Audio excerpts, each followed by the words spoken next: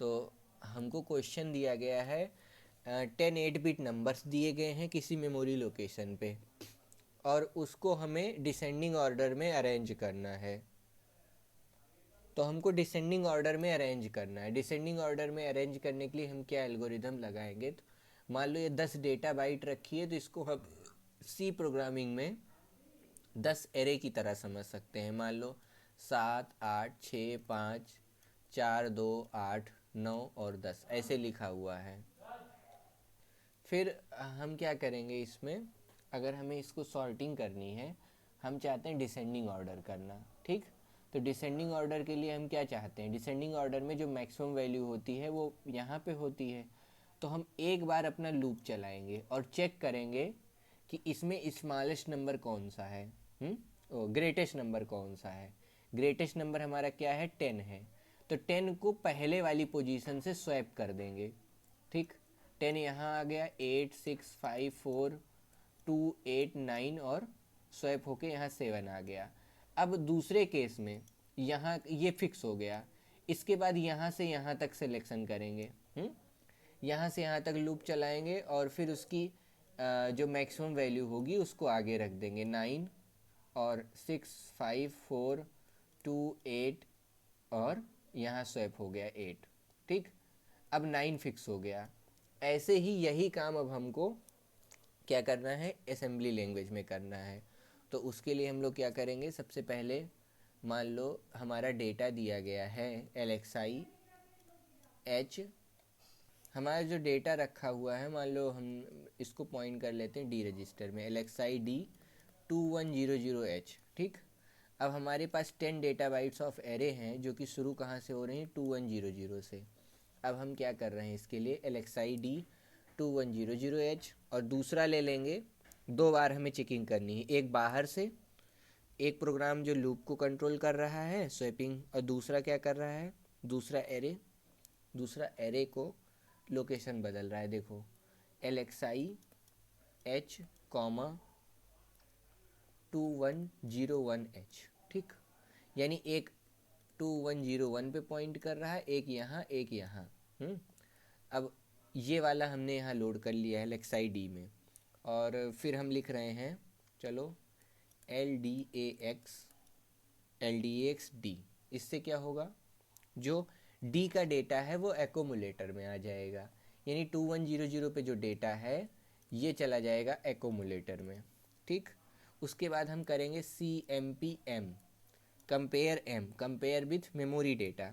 Memory में क्या है, LXI H है, इसके साथ कंपेयर करेगा, इसके साथ कंपेयर करेगा। अगर कंपेयर हुआ, अब हमने लिखा JNC, jump if not carry L1, यानी जो आगे का स्टेटमेंट लिखा है उसको अगर कैरी नहीं आया, कैरी नहीं आने का क्या मतलब है, कैरी नहीं आने का मतलब accumulator is greater, already greater, ठीक। तो हमें L1 लोकेशन पे मूव कर जाना है।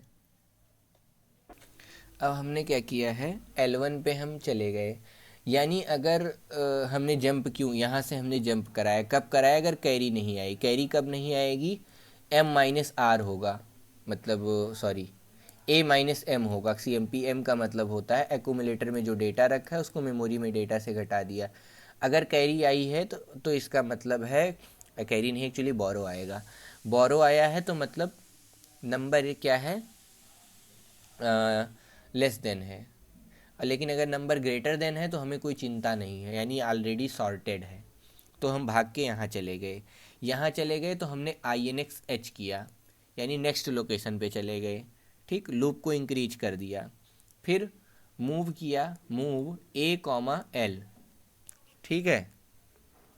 एक्यूमुलेटर में हमने जो L वाली वैल्यू है उसको रख दी, यानी 01 रख दिया, ठीक है। और इसको हमने कंपेयर किया CPI 0AH। ऐसा क्यों किया, ये चेक करने के लिए क्या हम एंड ऑफ डेटा पर तो नहीं पहुंच चुके हैं। एंड ऑफ डेटा मान लो हमारा 210A पर रखा हुआ है, तो हम इससे ये कंपेयर कर रहे हैं कि लास्ट में तो नहीं पहुंच गए हैं। अगर ऐसा नहीं है तो INX D करो, INX D किया, ठीक। फिर मूव L कॉमा ई, इससे क्या होगा, L कॉमा आई नेक्स्ट डी करेंगे तो डी रजिस्टर पेयर इंक्रीज हो जाएगा, डी पेयर इंक्रीज हो जाएगा तो डी मान लो पहुंचा हुआ है 0 1 पे या 0 5 पे पहुंचा हुआ है कंपेयर होकर के, तो हम क्या करेंगे एल में भी मूव करा देंगे। तो एच एल पेयर की क्या स्थिति हो जाएगी, एच एल पेयर में 2 1 तो है ही है, यहाँ पे भी क्या हो जाएगा 0 ई आ जाएगा, मतलब यहाँ वाला डेटा यहाँ आ जाएगा। ठीक, रजिस्टर कम पड़ रहे थे इसलिए ऐसा किया है। मूव एल कॉमा ई, फिर हमने लिखा I N X H, I N X H किया तो हमारी नई स्थिति क्या बन गई, नई स्थिति ये बन गई डी की नई लोकेशन, डी की न्यू लोकेशन और एच की एच एल पेयर की जो न्यू लोकेशन है वो new location of D plus 1 है। मतलब अब की बार जो यहाँ पे दोनों पॉइंट कर रहे हैं, अगली बार यहाँ और यहाँ करेंगे, एक यहाँ करेगा, ऐसे ये खेल चलता रहेगा। फिर हम लिखेंगे D C R C, decrement of counter, counter को घटाएंगे अपने। अब काउंटर हमने किसको बनाया है, काउंटर हमें बना लिया है, देखो 10 बार डेटा रखा है तो M V I A M V I C comma 09H ये काउंटर हो गया। तो डी सी आर सी किया, फिर जे एन जेड एल 2 करेंगे, जे एन जेड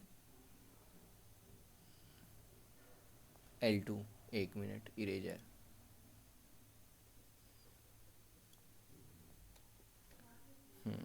इसके बाद हम क्या करेंगे जे एन सी एल 2 करेंगे, jump if not, D C R C किया है ना, अब जे एन जेड एल 2, मतलब अगर काउंटर हमारा पूरा हुआ कि नहीं हुआ, एल 2 लोकेशन पे जाना है। एल 2 लोकेशन कौन सी है, एल 2 लोकेशन है हमारी L D x D, load accumulator data, यहाँ पे।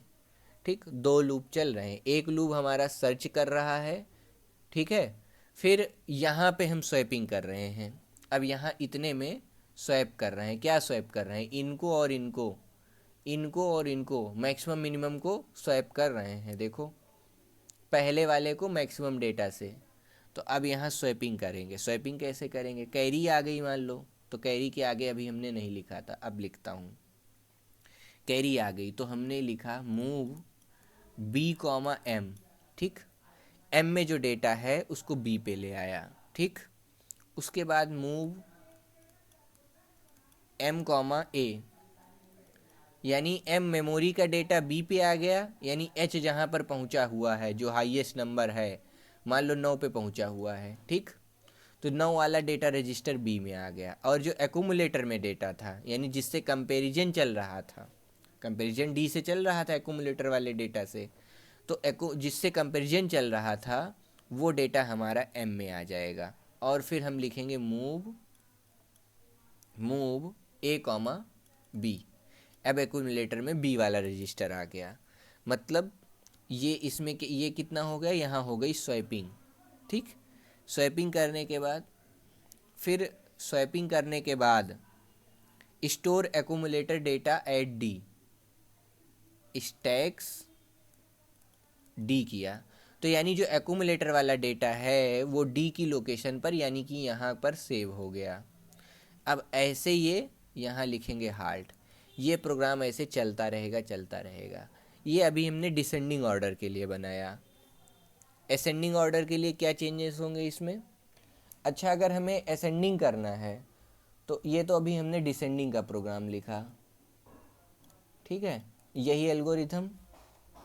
अब सेम काम अगर हमें असेंडिंग ऑर्डर के लिए करना हो तो हम क्या करेंगे, यहाँ लिखेंगे असेंडिंग ऑर्डर, ठीक है। असेंडिंग ऑर्डर के लिए जो डिसेंडिंग वाला कोड था उसमें